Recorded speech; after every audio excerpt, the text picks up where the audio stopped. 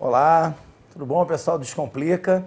Estamos aqui para mais uma aula ao vivo, né? Falar sobre atualidades, né? Agora nesse caminho aí para o Enem. Mas hoje eu não estou sozinho. Hoje eu tenho um amigo, grande professor de Geografia, professor Maurício Martins. Se apresenta, professor, por favor. Bom, boa tarde a todos, né? Quase boa noite. É um prazer estar aqui com o pessoal do Descomplica para poder descomplicar aí os assuntos da atualidade e poder discutir um pouquinho com vocês assuntos que eu e o Pelisário estamos selecionando dentro da ideia de preparar, fazer a melhor preparação aí para os assuntos para a prova do Enem. Bom, legal. Então vamos lá. Bom, no que consiste aí? Qual foi a grande ideia? A gente está aqui com a Folha de São Paulo de hoje nas mãos, né, na segunda-feira, dia 6 de agosto de 2012, e nós vamos buscar então alguns assuntos, algumas matérias que tragam assuntos relevantes realmente para a nossa prova do Enem. Embora a gente saiba que a prova do Enem ela não tem, né, ela não procura assuntos extremamente políticos, né, ou melhor, assuntos politizados, políticos sim, politizados não. O que eu quero dizer com isso? Assuntos que venham a trazer aí qualquer polêmica em relação à atual conjuntura política do país, relação partidária, ela evita pra caramba, a prova não tem essa proposta, mas claro, a gente tem alguns assuntos que vão ser muito importantes pra gente, trabalhados tanto na geografia como na história. Não é isso, Maurício? Exatamente. E aí o que acontece é que a gente já está procurando fazer essa seleção e hoje na Folha de São Paulo a gente tem aí uma reportagem que trata de um assunto já que levanta assim, diversas questões históricas e geográficas também, que é a questão da seca no Nordeste, né? Então a Folha de São Paulo de hoje, ela trata da questão da estiagem que marca a volta dos coronéis da água ao Nordeste. E aí eu acho que não tenho certeza, né? Que esse é um assunto já que já foi cobrado inúmeras vezes e esse ano, face ao tempo já da ausência de chuvas em algumas regiões do Nordeste, ele pode voltar a aparecer novamente, né? Tem regiões, tem áreas do Nordeste que estão sem chuva desde outubro de 2011, né? Quer dizer, quase um ano já sem chuvas. E quando isso acontece, os velhos problemas voltam a aparecer, né? Então, eu acho que é importante a gente começar explicando um pouquinho o porquê disso, né? A região nordeste do Brasil é uma região que ela é subdividida em 4 sub-regiões, né? Toda a faixa litorânea, que é formada pela chamada Zona da Mata, onde a gente tem aí um clima tropical úmido, com chuvas que ocorrem o ano inteiro, era coberta pela Mata Atlântica, né? Hoje tem pouco remanescente da Mata Atlântica. Uma em direção ao interior, a gente tem o Agreste, que faz a transição dessa Mata Atlântica, desse clima tropical, para o clima do sertão, né? O Agreste é chamado de região de transição, que é onde a gente encontra características tanto da mata quanto do sertão, até chegar ao sertão. Esse sertão é o sertão do clima semiárido e da vegetação adaptada a esse clima semiárido. Clima semiárido que tem como característica o fato das chuvas ficarem concentradas apenas 3 meses ao ano. Quer dizer, dos 12 meses, a gente tem 3 meses com chuvas e 9 meses sem chuvas. O que faz, inclusive, com que a vegetação seja uma vegetação adaptada a essa ausência, essa escassez de águas, né, de chuvas, e que, frequentemente, esses 3 meses em que deveria chover, não chove, que é quando ocorre o período das grandes secas. Quer dizer, a gente tem um ciclo de 3 meses com chuvas, 9 meses sem chuvas, 3 com chuva, 9 sem chuvas, se a gente considerar aí ao longo de 2 anos. Existem determinados anos em que esse período de 3 meses de chuvas ele não ocorre. O que significa que a gente soma aí 9 com 3 com 9, são 21 meses sem chuvas na região. E aí começam a aparecer uma série de problemas da população que depende da água, que não tem acesso à água, né, para poder sobreviver, para poder trabalhar, para poder alimentar suas famílias, né, principalmente aqueles que vivem da agricultura de subsistência, né, que produzem para alimentar a família, uma agricultura pequena, muito tradicional, de forma extensiva.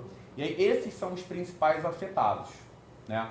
E aí surge a questão de uma prática já histórica na região, que é a prática do coronelismo. Eu acho que o Pelizari pode explorar um pouco isso daí. Sim, na verdade, a gente, quando pensa em coronelismo, a gente vai lembrar, claro, da origem disso, né? Estou falando em república, né? Então, quando a gente pega a primeira república brasileira e até hoje, a gente, infelizmente, o coronelismo é um fenômeno que vem desde a primeira república, ou melhor, vem desde o período regencial lá do Império, e quando chega na primeira república ganha muita força. Né? Por que ganha muita força esse fenômeno do coronelismo? Para a gente entender, vamos lá. A primeira república é aquela que a gente chama de república oligárquica, ou república das oligarquias, né? Daquelas famílias, ricas famílias que dominavam e dominam ainda grande parte das terras, né, no Brasil, e se aproveitavam desse poder econômico e militar, frente à dificuldade do exército, das polícias se fazerem presentes, né, usam seu jagunço, sua força militar econômica para terem força política. Como assim? Ora, num país em que você tem, né, a miséria tomando conta de grande parte dessa população, você tem esse coronel, esse homem, esse grande latifundiário, como uma grande força política no sentido que ele garante votos para aqueles candidatos que sejam interessantes para o sistema. Né? Então, esse coronelismo se tornou uma peça fundamental dentro daquilo que o Campos Salles organizou na Primeira República, chamada política dos estados ou a política dos governadores, naquela ideia de política do café com leite, né, onde os coronéis eram uma peça fundamental na obtenção desses votos. Era um voto aberto, então era ainda mais fácil, pelo fato de não ser secreto, era ainda mais fácil desses coronéis garantirem o controle desse voto, chamado voto de cabresto, não é verdade?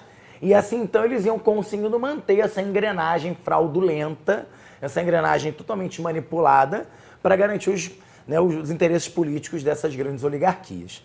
E aí é muito comum no nosso vestibular eles trabalharem essa questão das origens, né, desse coronelismo e a permanência desse coronelismo. Então a gente hoje, para entender, poxa, mas como é que esse coronelismo continua? Né, a gente já não tem mais o voto aberto, agora o voto é secreto. O voto é secreto, na verdade, desde a Constituição de 1934, né, da Era Vargas. Mas mesmo assim o fenômeno do coronelismo continua. Aí a galera pergunta, por que o fenômeno continua? Porque os problemas que deram origem, né, a esse fenômeno continuam existindo. Em menor ou maior quantidade, mas continuam existindo. É curioso que na mesma... Cadê a folha, Maurício? Na mesma reportagem tem uma foto interessante. A reportagem foi muito feliz nessa colocação, que é uma fotozinha. Coloca assim, em Canudos, na Bahia.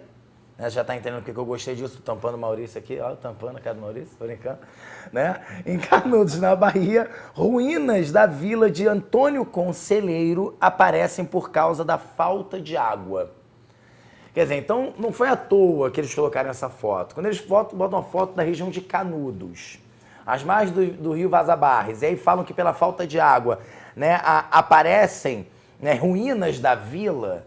Cara, olha que coisa interessante, olha como é que a gente pode trabalhar isso. Será que a falta da água só faz aparecer as ruínas da vila do Antônio Conselheiro? Ou será que a falta da água não suscita de novo, né, questões, a origem de problemas como esse, que foi o problema de Canudos no final do século XIX? Porque, na verdade, quando você estudou Canudos, né, quando você leu Os Sertões, você ficou com aquela concepção ainda que talvez Canudos tenha sido um grupo de fanáticos religiosos, né, liderados pelo Antônio Conselheiro, que era um fanático religioso, e a população, por isso, constituiu uma sociedadezinha paralela, né, que queria lá viver sozinha sob a liderança do Antônio Conselheiro, que era uma liderança religiosa assim. E aí você vai parar para pensar, mas será que é por isso que a população se organizou em Canudos? Será que a Arraiá de Canudos, que reuniu ali mais de 20 mil pessoas, será que essas pessoas estavam ali porque eram fanáticas religiosas? Ou será que um dos principais motivos de Canudos era a falta do acesso à terra, era essa questão da seca diminuindo ainda mais o acesso a terras cultiváveis? Né? Então, pessoas que não tinham um governo, que davam a eles a infraestrutura necessária, procuraram uma alternativa aos coronéis, uma alternativa, né, àquele voto de cabresto, uma alternativa à falta de terras, se organizando ali para a construção do Belo Monte. Né? É evidente que Canudos se tornou um problema para aquela república. Se tornou um problema para aquela república por quê? Porque a Igreja Católica não queria ver os seus fiéis, né, saindo da sua área de atuação. Foi um problema para os coronéis, porque perderam não só aquela mão de obra, né, extremamente barata, mas perderam também o quê? Aqueles votos, aqueles homens que eles controlavam politicamente. né? E aí você tem uma repressão violentíssima feita pelo Exército, né? Algumas guarnições do Exército foram derrotadas pelo Antônio Conselheiro e seus seguidores, mas, obviamente, né, vai vencer o mais forte, venceu o mais forte, as armas do Exército, né, as guarnições militares, mas fica pra gente aquela ideia de que a origem, né, a semente de movimentos messiânicos como esse, como o movimento contestado, ou ainda como movimentos ainda no campo, como o cangaço, né, tem a mesma origem, a concentração fundiária, a dificuldade de acesso à terra, as péssimas condições de trabalho no campo. E a seca vem, obviamente, aí eu acho que a foto foi muito feliz e o comentário, né, da foto também, em mostrar que a seca traz não só, né, as ruínas de volta, mas quem sabe, né, aumenta aí as sementes, né, que fazem parte desses movimentos no campo, né, e que ainda existem, né? Hoje nós temos N movimentos no campo também que tem como base isso daí, né? E aí a gente pensa hoje, então quer dizer, os coronéis da água, eu vou ler aqui um trechinho interessante para perceber, porque assim, então o coronelismo a gente falou de controle do voto, né, beleza. Mas esse controle do voto, ele se dava na Primeira República de grande forma como se dá hoje ainda. A gente tem que lembrar que o coronel, ele tinha uma função importante, que era conseguir oferecer a essa população que eles não tinham. Então, por exemplo, se o coronel era importante politicamente, porque ele conseguia votos, ele às vezes também conseguia uma estradinha, ele conseguia um hospitalzinho, uma maternidade, ele conseguia uma escola, né, conseguia um médico para a região, e aí, de certa forma, olha aí que beleza. Esse médico que ele conseguiu gera benesse para a população, e a população, de certa forma, gosta do coronel. Era como o coronel, por exemplo, batizar os filhos de todo mundo. O coronel era o padrinho de todo mundo dentro daquela regiãozinha ali. Porque ruim com o coronel, pior sem o coronel. Então, hoje, esse assistencialismo que sustentou esse coronelismo na Primeira República é o que hoje talvez seja o mais importante na sustentabilidade desse coronelismo atual. Porque se o voto é secreto, você tem uma certa proteção. Né? Mas e aí? Tem uma proteção, mas você ainda você depende ainda de alguém, você depende de alguém que te ajude. E esse coronel, quando, por exemplo, nesse caso, tem carros... Eu vou ler o trecho para vocês, tá? Só para ilustrar melhor o que eu estou falando. A disseminação das cisternas no Nordeste ressuscitou nesta estiagem os carros-pipa, ícones da chamada indústria da seca, e com eles os chamados coronéis da água. Em várias cidades, moradores contam que a entrega de água obedece a critérios políticos.